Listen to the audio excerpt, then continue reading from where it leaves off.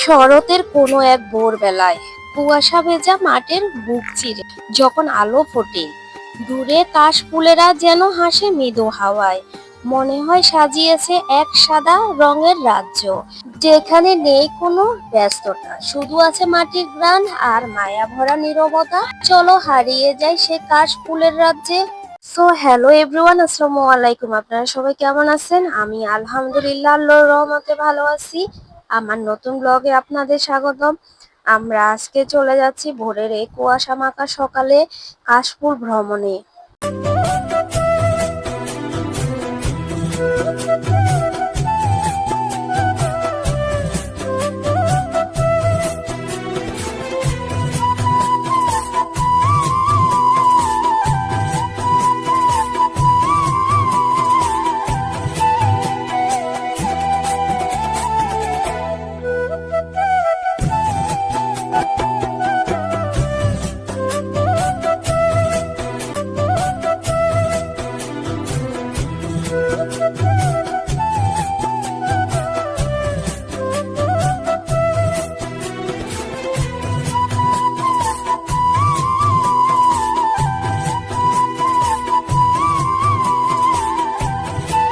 এখানে আসার পরে দেখলাম আমার ভাবি দোলনায় দুলছে, সাথে আছে আমার ভাগ্নি আর ভাতিজি স্লিপারে উঠছে আবার নামছে।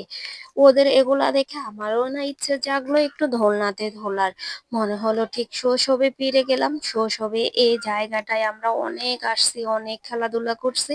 আজ মনে হলো সেই শৈশবে ফিরে গেলাম, তাই তো তাদেরকে উঠিয়ে দিয়ে আমিও কিছুক্ষণ দোলনায় দোল খেলাম।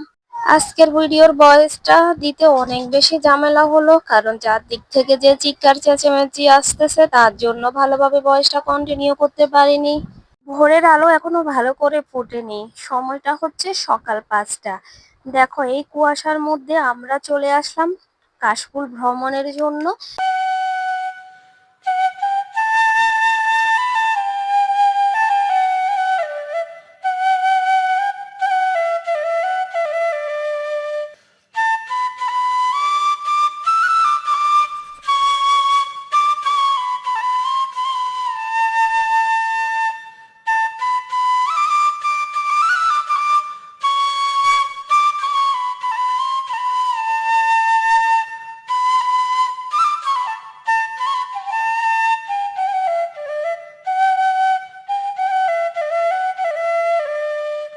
আসলে কুয়াশায় যেভাবে চারদিকটা অন্ধকার হয়ে যাচ্ছে, আমি তোমাদেরকে সেটাই দেখানোর চেষ্টা করলাম, আর সেটা দেখানোর জন্যই এই পরিবেশটার ভিডিও নিলাম। কারণ চারদিকে কুয়াশায় কিভাবে অন্ধকারচ্ছন্ন হয়ে আছে, মাঝে মধ্যে আমি ক্যামেরাটা জুম করেও দেখানোর চেষ্টা করলাম। জানি না দূরের রাস্তা বা দূরের মাঠ কতখানি দেখা যাচ্ছে না যাচ্ছে, সেটা তোমাদের সাথে একটু শেয়ার করার চেষ্টা করলাম আর দেখালাম কত ভোরে আমি এই কাশফুল ভ্রমণে আসলাম।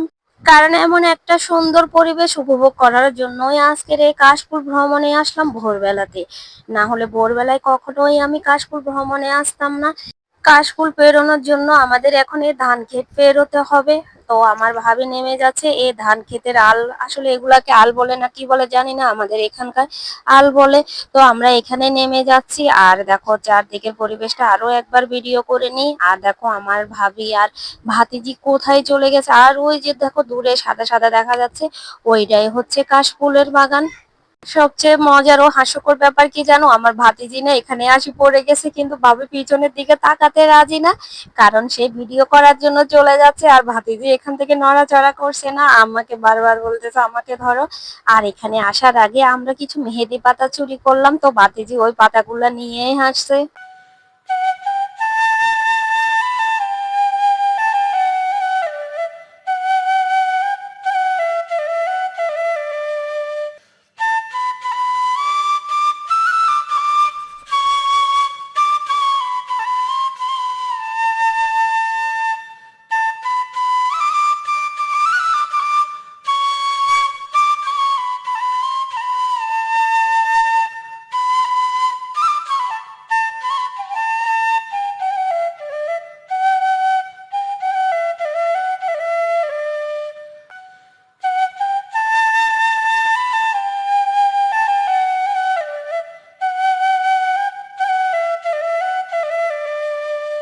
আর এখানে দেখুন শিশিরের ফোঁটাগুলো ধান গাছের ডগায় মুক্তোর মতো করে ঝুলছে, তাই এখানেও কিছুটা ভিডিও করে নিলাম আপনাদের জন্য।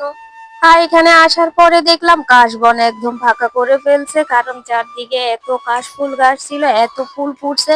সবগুলো ফুল ছেলে মেয়েরা এখান থেকে উঠাই উঠাই নিয়ে গেছে। কিছু গাছ তো একদম কি বলবো কেটে কুটে কি যে একটা বাজে অবস্থা করে ফেলছে।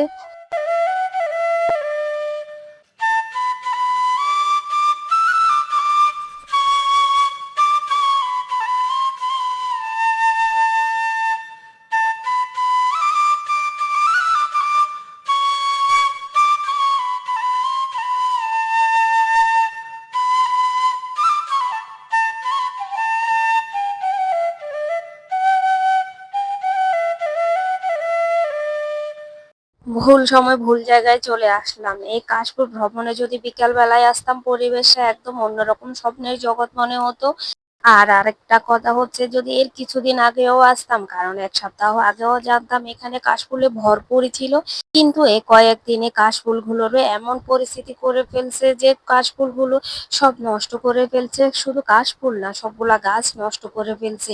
মাঝে মাঝে কিছু কিছু কাশফুল আছে, বাকি সব ভেঙে চুরে গাছগুলা পর্যন্ত ভেঙে একদম বিলের জলে ভাসিয়ে ফেলছে।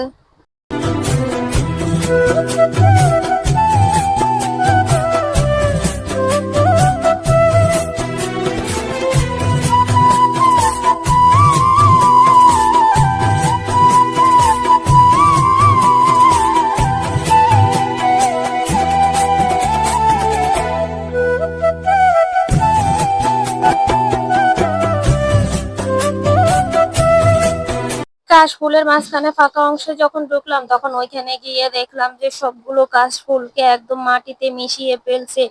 এগুলারে বড় অনেক বিশাল বিশাল কাশফুল ছিল। এই কাশফুলগুলো ছেঁড়ার জন্য বাচ্চা কাচ্চারা এগুলারে এমন বাজে পরিস্থিতি ভোগ করছে কি বলবো। না হলে এই সবটা জুড়ে শুধু কাশফুল আর কাশফুল ছিল। এখানে আসার পরে মনটা খুব খারাপ হয়ে গেল, কেন যে আরো 1 সপ্তাহ আগে কাশফুলে আসলাম না। আসলে সময়ের জন্য আর একা একা তো এখানে আসা যায় না।